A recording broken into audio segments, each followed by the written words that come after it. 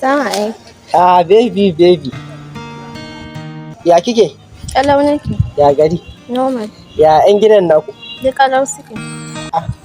To ya yau kuma naga kin fito a cikole sai ka ce wani tsohon soja. To ta ba zan cikule ba. Kullum haka zaka zo hannu rabbana ba abin da zaka dinga kama mutum. To aya kike so ki ringa gani na aya zan zo?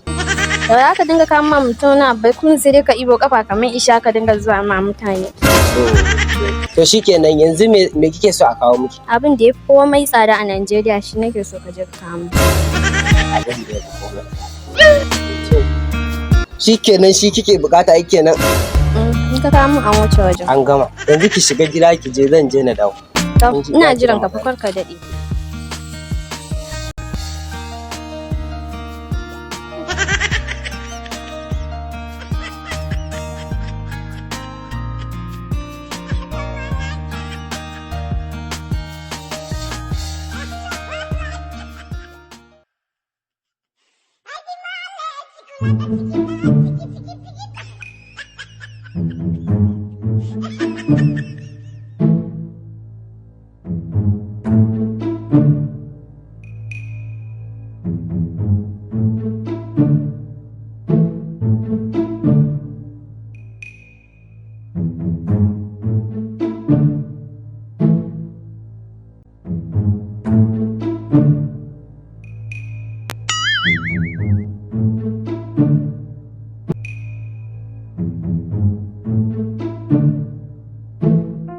Yauwa baby ka dawo. A sai yanzu kika yi ga dama fitowa tun ɗazu nake rantaba miki flashin. Kin san waitawa in kai flashin 100 ma ba samu ɗaya ba. Ai baby na ji daɗi da ka kama wannan sako na yanzu kali dai ina yake.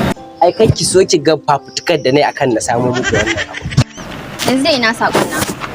To sai kin yi dariya. To ka ba.